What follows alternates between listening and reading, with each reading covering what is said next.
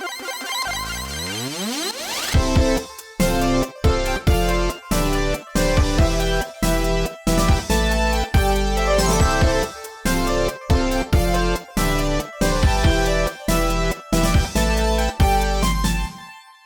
there, friends. Welcome to episode 77 of That One Gaming Podcast.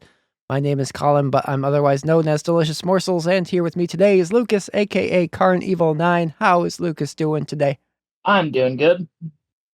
Awesome. And we've also got Neal here, better known as VMK89. How is Neal doing today? I'm doing pretty swell. Swell indeed. If you are new to this podcast, welcome. You can find us on Spotify, Apple, or one of the many other podcasting platforms out there where the three of us get together every other week to talk about a variety of topics in the world of gaming. And with this episode, we are taking you all the way back to episode 29 as we revisit the topic from that episode, our favorite video game weapons. We've compiled even more of our favorites to share today. But before we get into that, we'd like to talk about the games we've been playing since the last episode. Lucas, what have you been playing? Oh, I've been playing a bit of Final Fantasy II, and I'm not going to elaborate on which one for the fun of it. Ha, it's a good game. Which one? Yes. Yeah, it's been fun so far. Definitely a step up from Final Fantasy 1. I'd hope so. Not that Final Fantasy 1 was bad. No. Even the version I played. It's like my only real gripe with Final Fantasy 1 on the NES is that there was no MP recovery items, so you had to like go to inns or tent or cabin everywhere in order to recover. But there's worse things that you could do, I suppose. Such as die, because there's no Phoenix Downs either. Die. Yeah.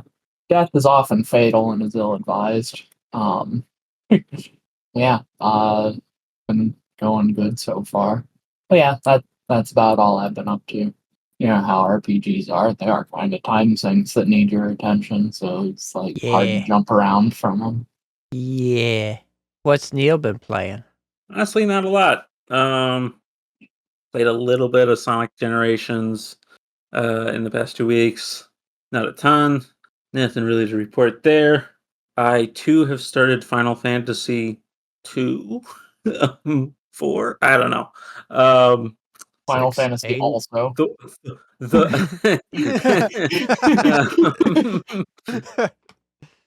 Exactly. I haven't gotten anywhere all that far in it, but I have been playing on my phone, and it was interesting remembering how Final Fantasy 1 controlled in the pixel remasters on the phone. It's got some weird modes of transportation between... Well, it's got like an on-screen D-pad, but those are kind of rough in general. But then it's got the tap controls, where you tap somewhere on a map, and the game will auto find a route for your character to get to that spot. Oh, so it's a turn-based strategy game suddenly. Yeah, basically. That's a good way to put it. But it's fun to mess around with it and like try to figure out a place that like they have to walk a really far distance to, like at the other side of a river or something like that. But yeah, I'm not very far in it, so I don't have too much to say about it. Literally in the first starting town. Need to get on that. Well, now I'm curious, and Colin might have an answer for this. Is Final Fantasy Tactics like turn-based strategy? Yes. So does it have the sort of like point-and-click route finding that Neal is describing there? Sorta. I mean, it functions similarly to Fire Emblem in a way, except in Fire Emblem, your turn is comprised of your entire army. Right. Where in Tactics, turns are on an individual character basis, but character movement is like you have a range in which your character can move within, and then you select what tile you want your character to go to, and they move there automatically. Right. Yeah. Yeah. So there's no limit of how far you can go as long as you can see the tile you want to go to, and it's a tile you can get to. You can travel there. Okay. But yeah, Colin, what have you been playing? Not a lot. This is It also relatively dry. What we've been playing. it also doesn't help. I spent the last week on vacation, Yeah. and I opted not to bring my Switch. Not because I didn't want to play any games while I was on vacation, but more so because I was like, I have Project Sekai on my phone. I'll just play that if I want to play a game. Because I also didn't want to like get super into whatever game I was playing while I was there, because I didn't want to focus on that.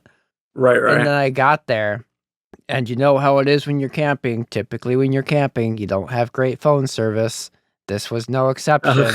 Turns out Oh, Project no. Sekai had an update, and I couldn't play the game until I downloaded the update. And because I didn't have a good internet connection, I couldn't download the update. So I just didn't play it. Yeah. I don't think I mentioned it on the no, because we were just about to play it on the last episode, but we did beat me and Jazzy and our other friend, we did beat Warhammer Space Marine 2 well over a week ago now. That was really, really good. The last level is like very, very long. It's like 2 levels in one, basically. Mhm. But you get a hammer. And, well, I'll talk about the hammer later. But yeah, so I haven't really been playing much since that. But we're gonna start Stranger of Paradise soon. So there's that. I just installed it today. Yes! We're gonna do it. Apparently that game has 3-player co-op. I had no idea. What a coincidence. So we're gonna co-op Stranger of Paradise next. And it's gonna be great. Oh, I'm gonna play so much Limp Bizkit. There's gonna be so much chaos. Chaos! I can't wait. It's gonna be fun. Actually, it might be, well, no, it shouldn't be too bad with 3 people. But like, it is like 90% Souls-like difficulty. It's like almost there. I guess Jazzy can pay you back for all the work you did carrying him through Halo 2. Exactly. But yeah, so that's gonna be fun. We might be starting that tonight. Wow. We'll see. Depends on if everybody's got time to do it tonight. Yeah. But yeah. So nothing really overly exciting on the games front on my end, but what can you do? I did like release my first apparently viral video on Friday, so there's that. Yeah. I don't know what's going on. I can't. It's blowing my mind. But we'll worry about that later. Look at me. Look at you. Yeah. Hey, listeners. That's where we're going next. Yeah. Time for our Hey Listeners segment. Hey, listen! Each episode, we ask our Discord members a prompt based on the topic of that episode for them to respond to, assuming we don't forget to do that, which has happened. Yeah. Frequently. We've been pretty good about it. Yeah. Yeah, we're Neal good came at in forgetting clutch stuff. with the save. Yeah, week. Neal.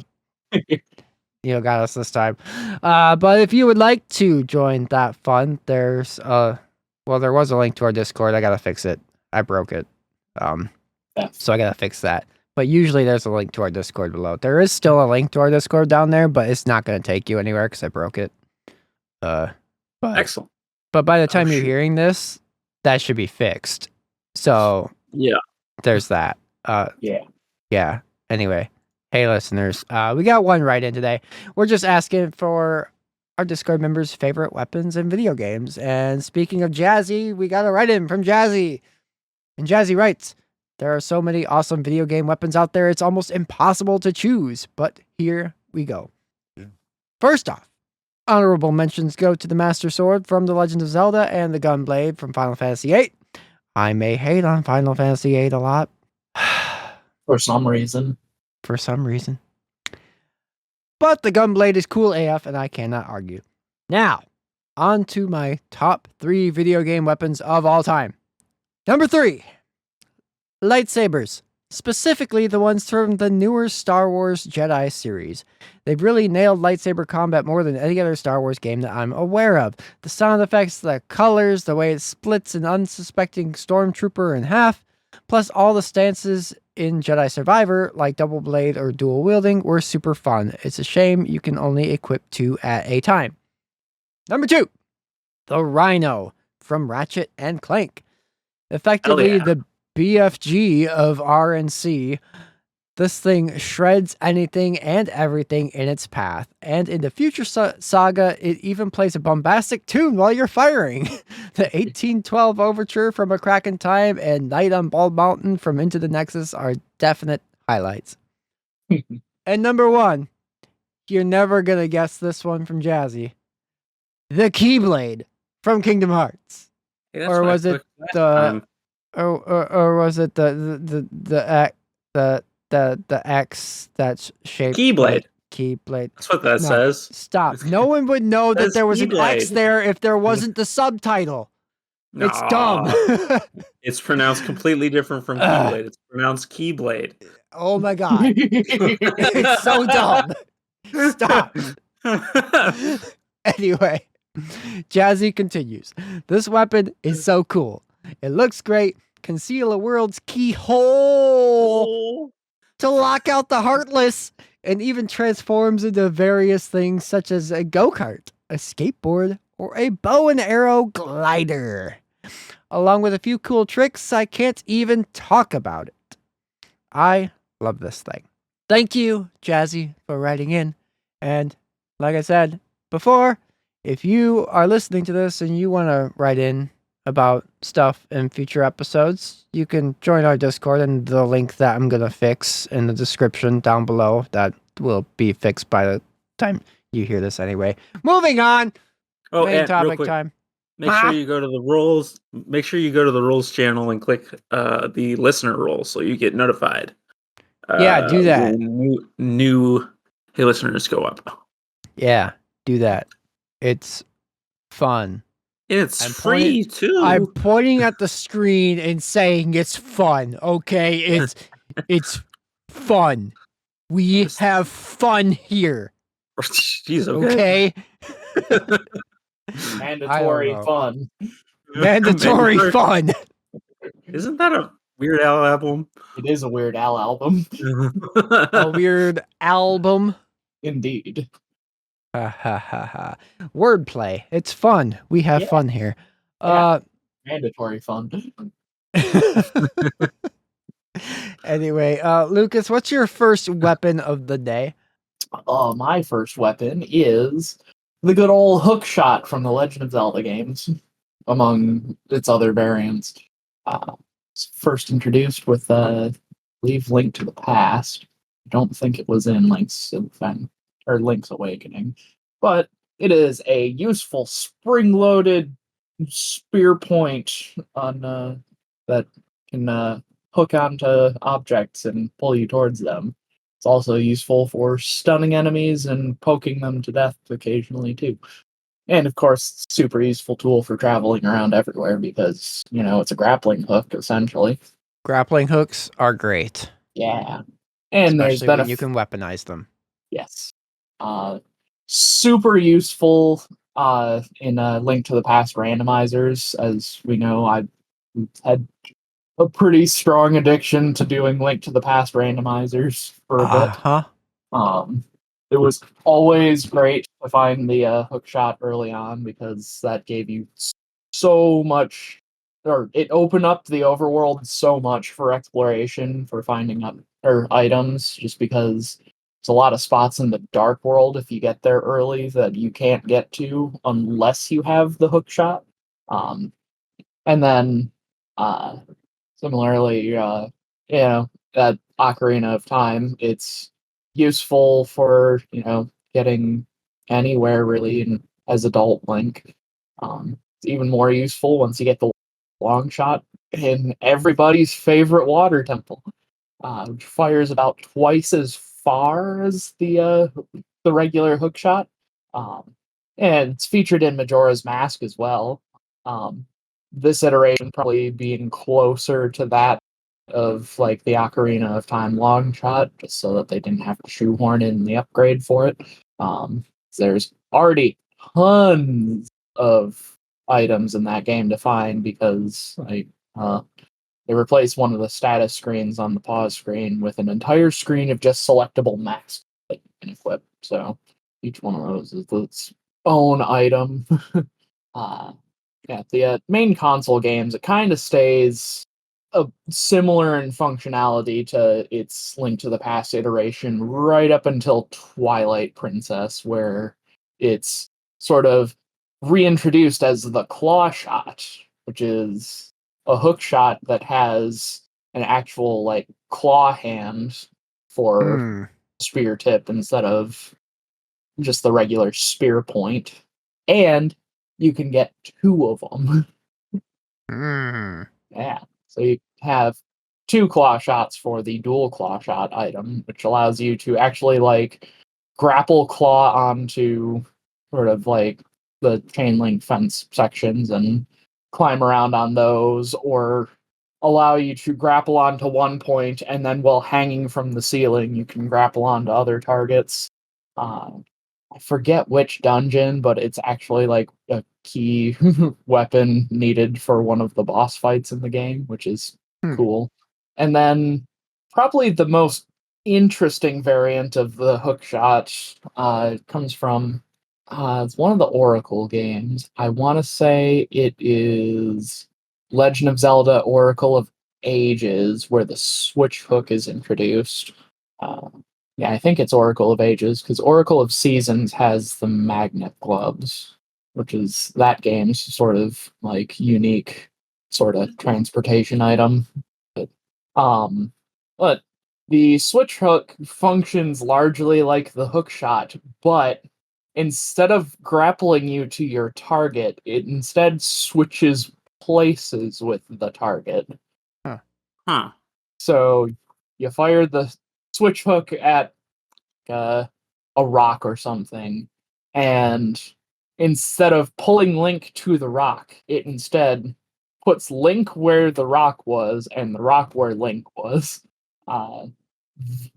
Makes for a very interesting set of puzzles in that dungeon that you first find it, and then of course later on in the game as well.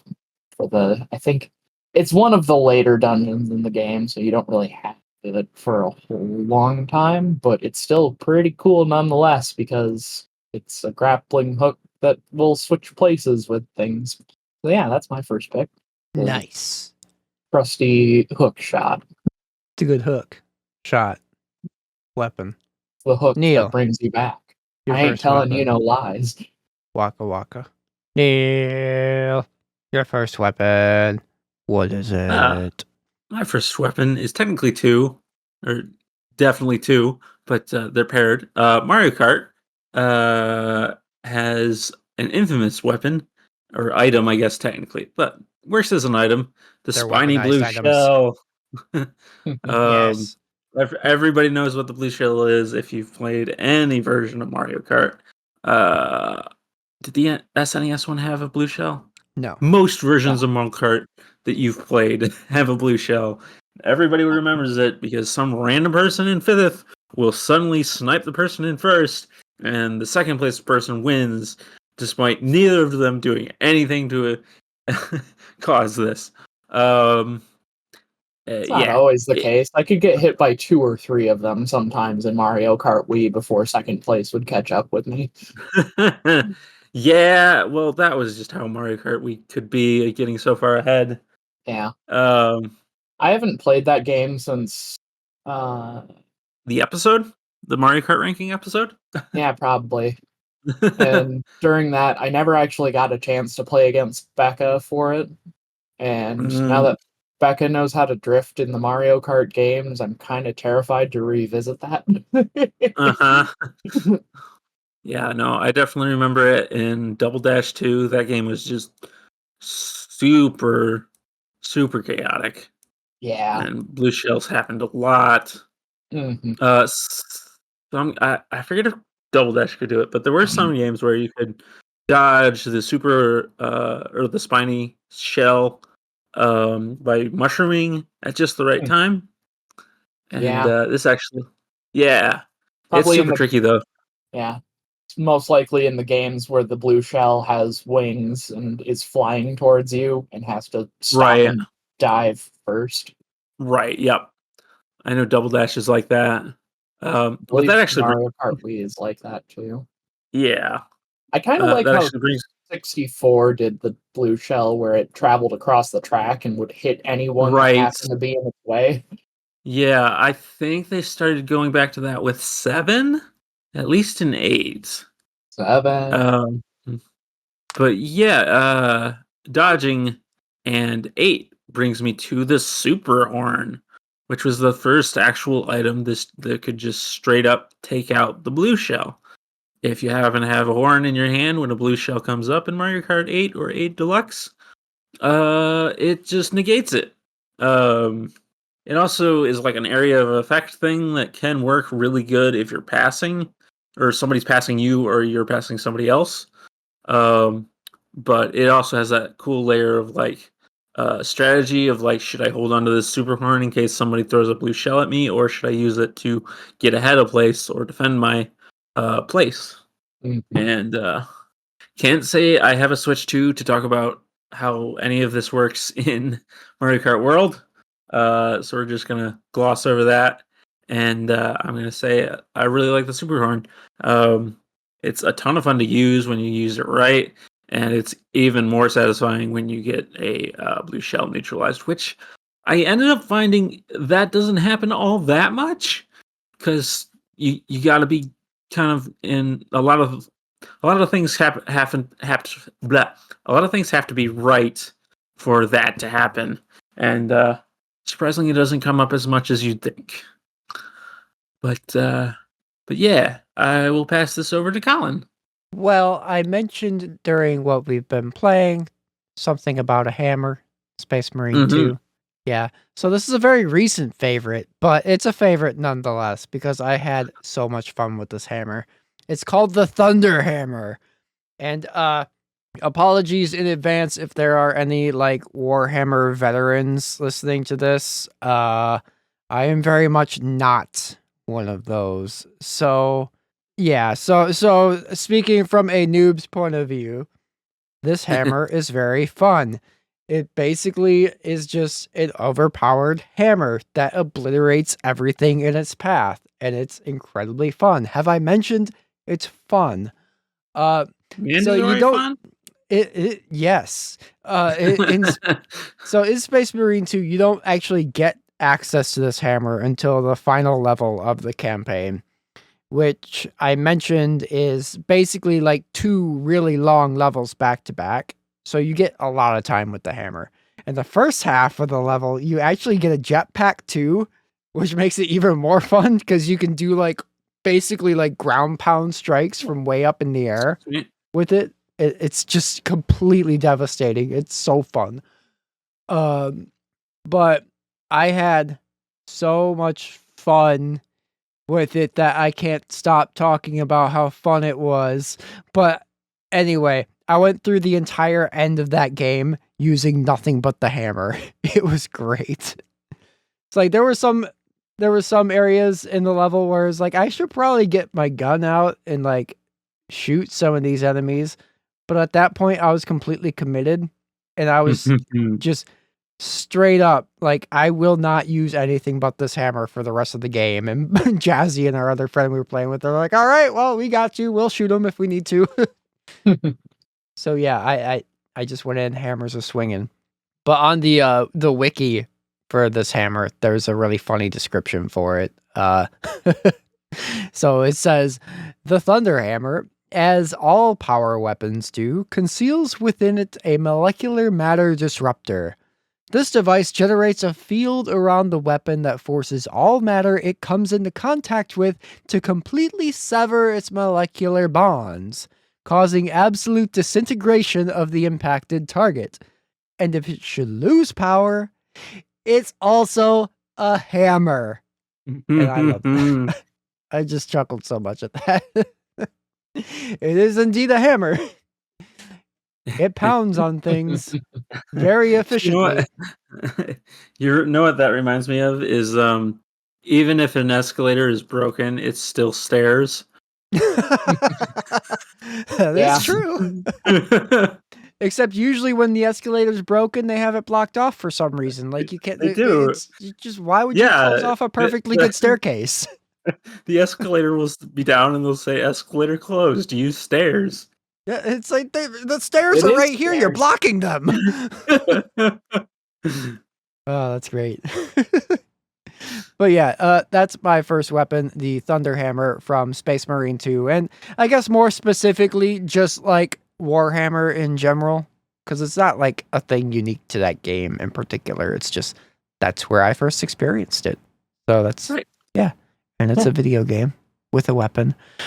Lucas, second weapon. Well, my second pick for favorite weapon is from a game that is very near and dear to me, the Phantasy Star Online, and one of the rare weapon classes that you can get later on once you've gotten up to hard mode and later. It's the double saber type weapon. Dual wielding lightsabers. Yeah. No, that's the Oh. dual sword. What? The double saber is more akin to Darth Maul. Oh, gotcha. Yeah. Gotcha. Hell yeah. Yeah. It's a very fun weapon family to use.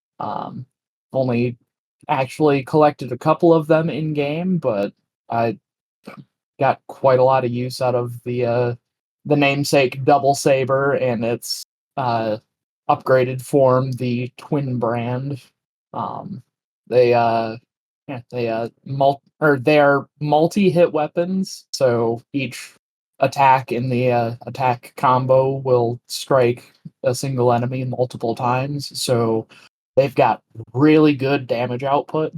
Um, Depending on your character class, it can sometimes have more damage output. Like if I remember correctly, the Humar and Hugh Cass have, I think, 2 strikes per attack, whereas like the Hugh Newell and Hugh Casil have a different attack animation that it nets, I think, like 1 hit, 3 hits, and then, or that's 2 hits, 3 hits, and then 1 hit for the combo or something like that.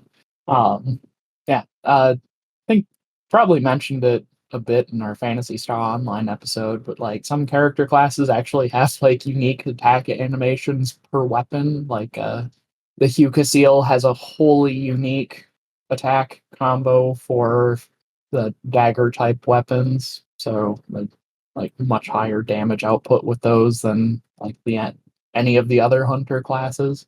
I've delved way too much into like min-maxing stuff in Fantasy Star Online, if you haven't figured that out at this point in the podcast. Yeah, the double sabers are particularly fun though, because just a double-sided lightsaber, it can't get much more fun than that. Like usually the like equivalent level dual sword weapons like the Musashi and Yamato, at least for my main that main Hunural character, like would have higher attack stats and more consistent hit combo with or throughout the entire 3-hit attack combo. But that didn't stop me from using the double sabers just out of pure style, because it's not a whole lot cooler than a double-sided lightsaber. It all sort of stems back to seeing Darth Maul's big reveal of his double-sided lightsaber during the Duel of Fates in Star Wars Episode 1. It's just never stopped being cool. So yeah, Indeed. my second pick. Nice. What about Neal's second pick? My second pick is from Minecraft. Minecraft has a lot of weapons. There's the netherite sword, the netherite axe. It's got a bow. But what I wanted to talk about specifically is the trident. The trident is a super rare weapon. You can only get it by killing drowns that are armed with tridents, and the chance of them dropping one is pretty darn low. Even with a looting 3 sword, which gets you drops at a higher rate, it's pretty darn low. So yeah, if you see a trident zombie and you're equipped to kill it, go for it. But I will also say they are deadly too. The tridents that they throw deal like 3 hearts of damage sometimes. Yeah, it's rough. And they also have ridiculously good aim. I think there's still should be a clip on my Twitch channel where I had we were playing with like early game stuff instead of our normal like diamond and netherite stuff that we had by then in the main part of the server, and a trident zombie spawned near where we were heading to meet up at, and it killed everybody at least once, and most people 2 or 3 times. It was rough. Yeah, we had like iron armor, but like because we were so under equipped, we were not prepared for it, and it just got turned to a kill fest. It was rough. But yeah, in that clip, one of our friends, Wolfgang, described the Trident zombie as Peyton Manning in a swimming pool. Yeah, that's a pretty accurate description. Yeah. But yeah, so once you get one, though, they're a ton of fun. I will say immediately equip them to something, or sorry, immediately enchant them with something. You can do either what is it called? Riptide, which lets you fly through the air if you're in the water, or in rain. So basically, it works like Thor's hammer, where it like you swing it and it pulls you, but specifically only in water or rain. It's a super fun enchantment when you have an elytra because it just helps you fly, and then just firing at them in midair while it's raining, you get crazy boosts of speed, and you just keep repeating it. Do be careful because like if you get to an area like a desert or a mesa where it doesn't rain, you will just like immediately stop flying. But if you have Elytra engaged, you'll just switch to gliding. So yeah, it's a super good way to transport yourself, but it is limited to rainstorms. The other equipment or the other enchantment is loyalty, which also like Thor's hammer, when you throw it and hit something, it will return right to you. And that's definitely the more useful option because unlike when it's unenchanted, it doesn't like land, hit something, and then you have to go find it. It'll come back to you, and it essentially becomes a ranged weapon, where like basically similar to a bow, like you aim and shoot, and then it comes back. At the same time, though, it also doubles as just a melee weapon as well. It's not super strong or anything, even when you enchant it. But it is nice if you're in a pickle, like your sword breaks or something, you still have your trident to bop them with. And the other cool thing, specifically for loyalty, is you can equip channeling, which when you hit an enemy with your loyalty's trident, it summons lightning and strikes them, which is a lot of fun as well. Nice. So basically, while it's not the most functional weapon compared to like a bow or even a crossbow, it's a ton of fun to use, and you do really feel like Thor no matter how you enchant it. But yeah, if you can get your hands on one, I absolutely recommend enchanting it and messing around with it. But yeah, Colin, what's your number 2 pick? My number 2 pick is Chai's guitar from Hi-Fi Rush. Hmm. Which is, Okay. yeah, That's a very Colin sounding weapon. yeah. It's just a guitar made out of junk, and he beats stuff with it. Nice. But it's really cool. It's actually like Like the default shape is an Epiphone Flying V, but then you nice. can unlock like other shapes like Les Pauls, and there's a couple other ones Yeah. that you can get as well. They're like they Did- had some kind of like thing going with Epiphone for this game, and there's like moments where like the guitar will actually turn into like a real Epiphone Flying V or Les Paul, whatever body shape you have picked out. Like there's Epiphone Explorers and stuff too. Please tell me Like- that there is a Rickenbacker 403 or 4003 bass guitar as a nod to FLCL in that. I don't think so. Yeah. No, there's like, I mean, one of them is a slice of pizza. Nice. That's one of the like funny ones. But no, there's like you can get Flying V, you can get an SG Explorer. They actually don't have Les Pauls. They got the shoot, what's that big hollow body called? The I forget off the top of my head. ES335. Yeah, that thing. And then there's another very weird shape that I'm not 100% familiar with. But yeah, they had some kind of they had a partnership with Epiphone for this. So like all the guitars are like actual like based off of authentic Epiphone guitars, except for like the silly ones that are kind of bonus unlockables that you can get. But yeah, it's just like in its regular state, it's just like a guitar shaped club made out of garbage. Mostly like metallic stuff because it like comes together by electromagnetism stuff is how it kind of forms. But yeah, it's just really cool. You just go around beating stuff up with guitars, and it's fun. I don't know. I like it. And I mean, my first guitar was an Epiphone SG, so the fact that you can get an Epiphone SG in this game is pretty neat. It's a great guitar, even though mine is officially retired. Rip.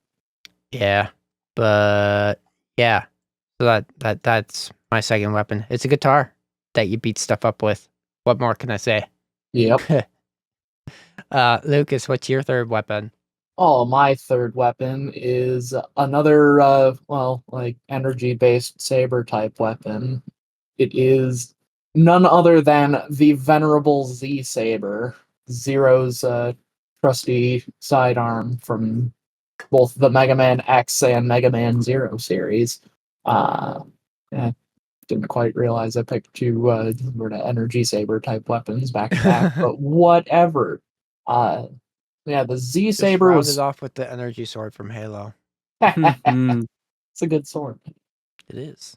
Yeah, the Z Saber was first introduced in the dramatic final battle between, second to final battle between Zero and X at the very end of Mega Man X2, depending on the ending that you've got.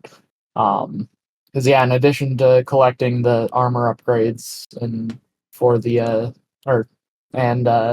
the secret Shoryuken, you can also get, or you also are tasked with collecting Zero's body parts from the X Hunters, who will appear randomly in the stages to challenge X in exchange for the body parts. And if you fail to collect all of them, then Sigma rebuilds Zero, and there's a big battle between the two of them, in which the Z Saber is introduced with like sort of the classic Mega Man X, like dual charge buster followed by a Z Saber slash combo, which becomes available to you in Mega Man X3 when you play as Zero, and similarly, if you forego the best ending but go the route that obtains the Z Saber for X, then X also gets the like dual Charge Buster and Z Saber combo. Yeah, it's Zero's primary weapon from Mega Man X4 onwards, where his gameplay is almost entirely focused on melee combat with the Z Saber and various Z Saber techniques throughout the remainder of the games. And interestingly, with like X7 and X8, like Z Saber alternative forms start cropping up, like as a like form of a spear, trident, like a pair of knuckle dusters, like combat fans. So yeah, like rather than well, in addition to the different Z Saber techniques, you also get different Z Saber forms that you can use, and that carries on into the Mega Man Zero series as well, with the addition of the like triple rod, chain rod, recoil rod, um, and the shield boomerang that are all based off of the technology of the Z Saber. I think my personal favorite of the bunch is the chain rod because it's a grappling hook type weapon. So yeah, recoil rod's useful too. Probably my second favorite. Honest, uh, yeah. Also, as Zero's main weapon in some of his outside appearances, like in SNK versus Capcom, where he appears as a selectable fighting game character as part of the Capcom roster in that fighting game series. Not to be confused with Marvel versus Capcom. This is like Capcom fighting games versus like SNK fighting games like Samurai Spirits and Fatal Fury, King of Fighters, Art of Fighting, etc. Which is also, pretty cool concept. Probably a little more like fighting game fan friendly just because it's two major fighting game companies versus each other instead of sort of the more casually geared uh, Capcom fighting games versus Marvel characters. So you got to cater to the non-fighting game a little bit more. Yeah, there's, or as kind of hinted at with Mega Man X3, there are a couple of instances where X also takes up the Z Saber as their weapon. Probably most notably Mega Man X6, even though it's not exactly the best Mega Man X game. It's better than 7. But X has that as part of his arsenal for the entire game, and there's actually, well, both of his armors in that game, the blade armor and the shadow armor, are sort of centered around upgrades of the Z-Saber. With probably most notably the shadow armor being almost entirely focused on Z-Saber combat, or like X's Buster is replaced with the Shuriken Buster, which kind of fires a spread shot of Shuriken-shaped Buster shots, and then the charge attack for that is just a giant Z-Saber slash. And then, at least for the context of Mega Man X4, the Z-Saber is incredibly broken combat-wise. There is a technique that you can do to sort of abuse the cooldown or weapon cooldown of the Z-Saber called slash dash canceling. And yeah, we were eventually going to get to speedrunning talking about Mega Man. Slash dash canceling allows you to more or less destroy bosses in seconds. And the trick goes as follows: you slash, you dash, and the dash cancels the slash, which allows you to slash again. And they kinda did a okay job of fixing this later down the road in X5 and X6. There's still some bosses that are vulnerable to slash dash canceling. But in X4 in particular, the bosses don't get iframes until the last hit of the 3-hit Z-Saber combo. So if your slash dash cancel only does the first swing of the attack, then the bosses never get iframes from it. So if you get in a really good rhythm for slash dash canceling, then you can take a boss from full health to empty in seconds. Dang. Super useful early on, especially against like Magma Dragoon, because he's got a good couple of attacks where he'll just stand in place. Probably most notably when he like charges up his fire breath to breathe fire at you. It's a bit harder to hit him when he's like throwing Hadokens or Shoryukens at you. But yeah, the Z-Saber is a weapon of mass destruction in X4. It's beautiful. And that is my final pick for more of our favorite video game weapons. Whoa. Neal, what do you got for your last pick? Have you guys had enough lightsabers yet? No. What? No. Let's talk about more of them. So I'm going to talk about the Star Wars lightsabers, but specifically the Lego Star Wars lightsabers, but specifically from the original 2 Lego Star Wars games on the GameCube and Wii. So obviously, like Jazzy was talking about how realistic the lightsaber was, and it's complicated and cool. The Lego Star Wars lightsabers are cool because you only really have to push a couple buttons to do a bunch of cool tricks. I just find it really satisfying of just hitting a button, stab things, make a cool arc. You're not really controlling it too much. If you double jump, you do a slam down with your lightsaber straight down. And if you do it right with the B button, you can deflect laser shots at stormtroopers or battle droids or whatever you're fighting, which is super satisfying as well. I don't know. It is just a simple little weapon, but it is a ton of fun to use. I know for most of these we've talked about how cool, like, and complex what all you can do. Like with my trident, I was talking all about all the enchants, but Lego lightsabers from the original games were super simple to use and super satisfying, which is sometimes all you need. Yeah. I don't know. Have either of you played these games, the Lego games? It's been a while, but Yep. played through the original trilogy and the prequel trilogy games. Yeah, same. I had the original trilogy for a lot. I got that a lot earlier than I got the prequel trilogy, which I'm not the biggest prequel fan, so that kind of made sense.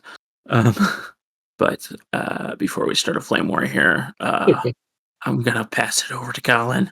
What's your Yeah. final pick? I guess one final note on just the simplicity of the Lego lightsaber. I know it was all the way back in episode 29, but one of my picks was sort of like the Doom shotgun or other shotgun type weapons. And like Right, sometimes the simplicity of the weapon is like right, it's just that. It's a piece of yeah, wood holding 2 metal barrels that shoot death upon your enemies, and that's right. enjoyable. Yeah. There's something about killing things in one hit with one button that's just very satisfying in video games. Yeah. Like Um, when I first got my my deer hunting shotgun December of last year, it's like hearing the sound of it racking for the first time when I was picking it up from Cabela's. It's like this is such a satisfying sound. right? The video games were properly portraying how it feels to shoot a shotgun. Yeah. So yeah, sometimes the Yeah, simplest thing is the most enjoyable. indeed. The lights, the Lego lightsaber, the Occam's razor of video game weapons. All right, Colin, what do you got? A ball.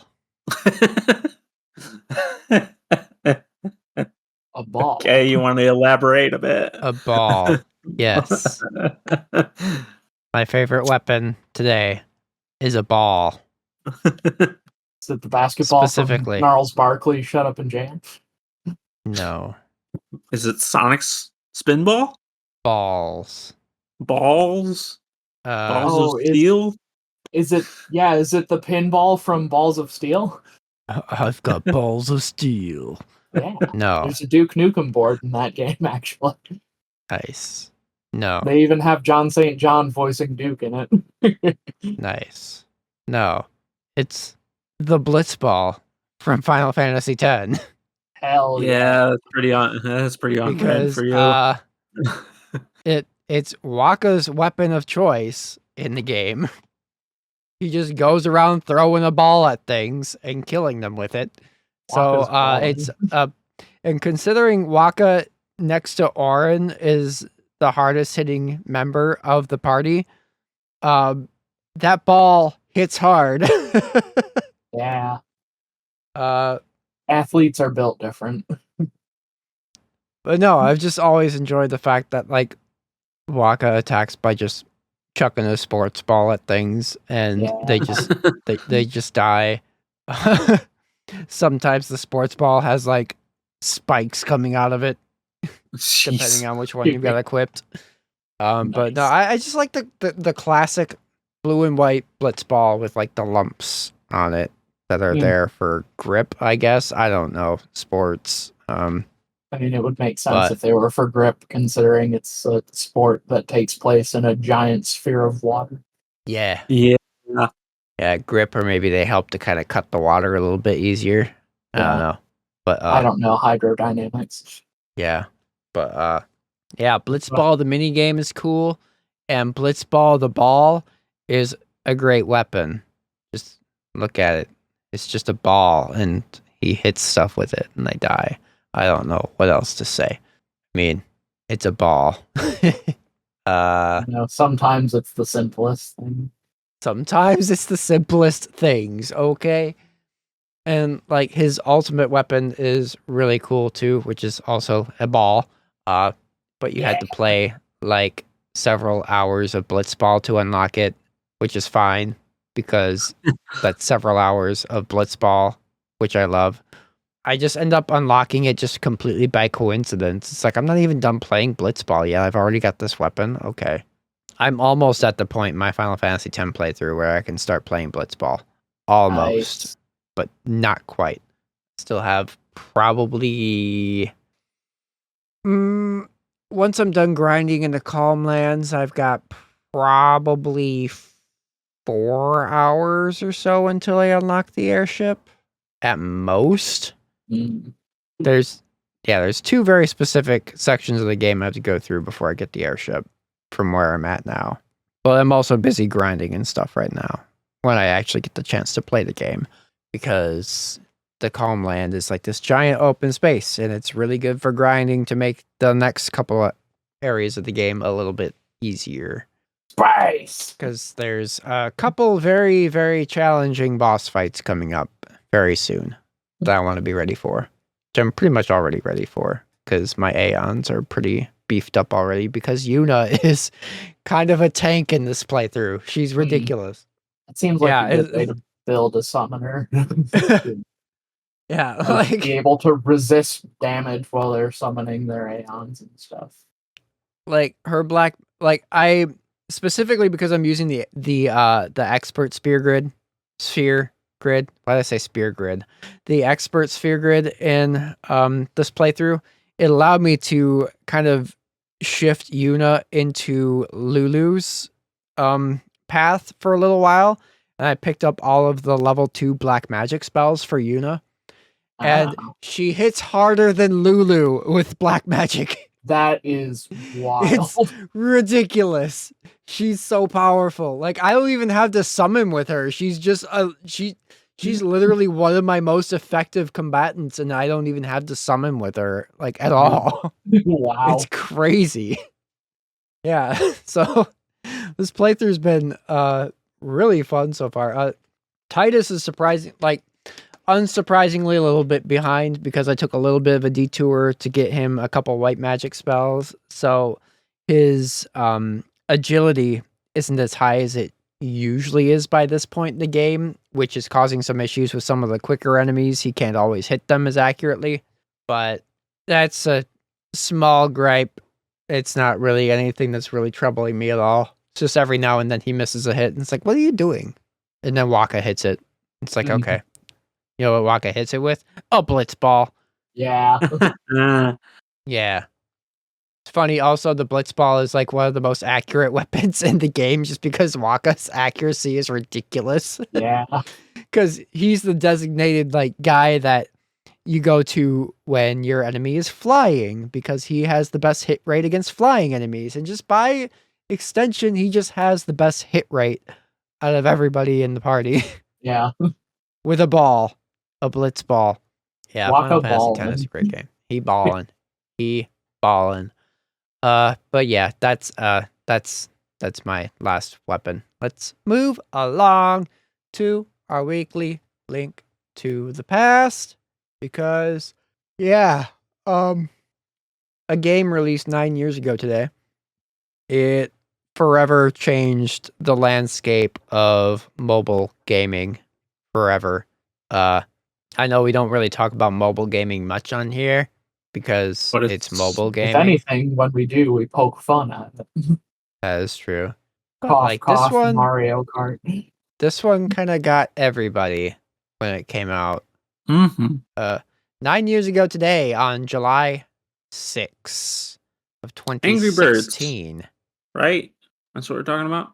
I mean, there are some birds in this game, and they get angry when you throw balls at them. So It's gotta be Candy Crush Saga.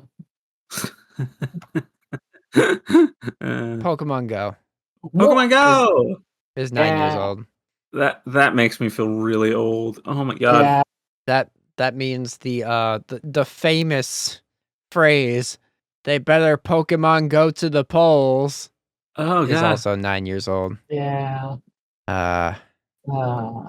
2016 Yeah. was a year of all time. Yep. Sure was. It's been 9 years already. Yeah. There's just multiple things about that year I don't want to think about, but like Yeah. Pokemon Go isn't one of those things. Yeah, 'Cause that was Pokemon Go is one of cool. the highlights. Yeah. Even Pokemon my Go is pretty mom cool. got hooked on that Really? for a while. Yeah. Yeah, apparently just this year they passed development duties off from Niantic to a different company now. So going forward, the company Scopely is going to Pokemon be going handling forward. development of Pokemon Go. I haven't played the game in a couple of years, so I don't really know what it's like currently. I haven't played the game. What? Yeah. It's okay. It's like I don't think it's I okay. owned an Android phone at the time it came I out. don't think you did. I think you were still like very firmly like, hey, look at my track phone, flip Yeah. phone, like Stone Age phone. Yeah. Yeah, I've never been big on phone technology. yeah. This It is exists. also this is also something I passed up to, but I was never really super into Pokemon. So Yeah. See that one game, Pokemon Gold, for details. yeah, sure. Yeah, I played a lot of it when it came out for like maybe 2 weeks, Yeah. and then just I've played it intermittently every now and then since. I got kind of back into it a few years ago for a little while, but then stopped just because it's a game on my phone, and I don't typically play games on my phone.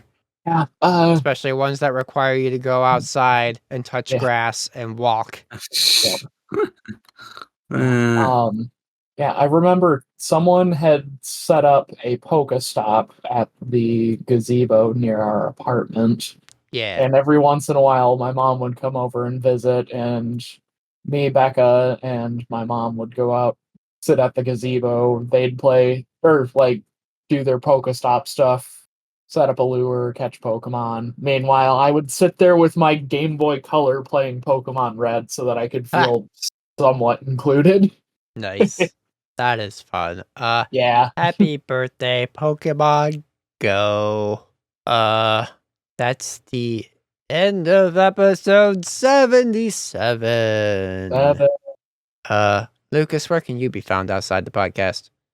Find me on Linktree at linktr.ee/Karn_evil_999. It's got links to my various social media platforms, notably Blue Sky, where I'm sort of active, and Twitter, where I'm no longer active.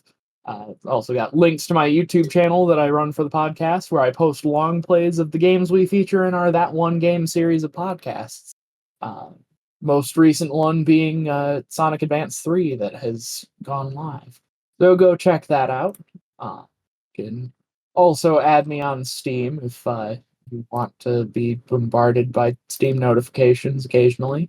And then, of course, links to catch up on our back catalog of episodes of the podcast. We do have 76 others that you can check out. And, of course, link to the podcast Discord server where you can, come hang out with us. So yeah, that's linktr.ee/Karn_evil_999. And where can Neal be found? It can also be found on Linktree, linktr/. Let me do that again.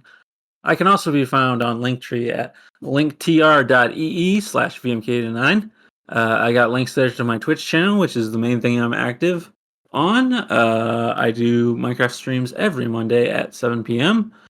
Eastern. And also, it's got links to the podcast stuff, including the podcast website and the Discord, as well as some old links to my Twitter account that still exists and my YouTube account that still exists. But yeah. Colin, where can they find you? You can find me at linktr.ee/delicious morsels. I'm in the trees. Yeah, that's where my links are at, including my link to my YouTube channel, youtube.com/@deliciousmorselsmusic, where this past Friday on the 4th of July, which is it's a holiday in this American country that we live in, I released a cover of American Idiot. Very, very well timed. Featuring Kasane Teto, and it's great, and it's kind of exploding, and I don't know what to do. Help. Currently, at time of record, it is sitting at just over 3,100 views, which I have never had a video accumulate that in this small span of time ever. Yeah. Much less ever, really. I think the only video that I've ever I've been posting videos to YouTube since 2007, and I think the only video that's ever crept up that much has been like a gradual accumulation every single year around Christmas time, because I posted the Sabotage version of Sarajevo 1224, which people recognize from Trans-Siberian Orchestra, to my original YouTube channel. And every year around Christmas time, people click on that video and comment on it. So it's like accumulated views in that way. But obviously I can't monetize that because it's not my song.